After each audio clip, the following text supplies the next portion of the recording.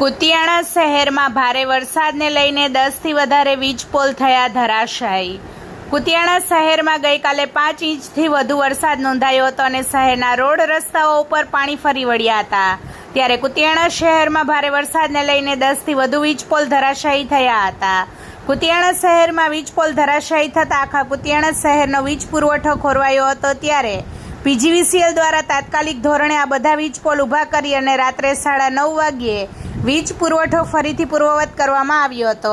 અત્રે ઉલ્લેખનીય છે કે આજે તમામ વીજ પોલ ધરાશાયી થયા હતા તે તમામ વીજ પોલ હમણાં 1 મહિના પહેલાં જ ઊભા કરવામાં આવ્યા હતા। ત્યારે ભારે વરસાદને લઈને ધરાશાયી થયેલ તમામ વીજ પોલ ફરીથી ઊભા કરી અને પીજીવીસીએલ દ્વારા કુતિયાણા શહેરનો વીજ પુરવઠો ફરીથી પૂર્વવત કરવામાં આવ્યો હતો।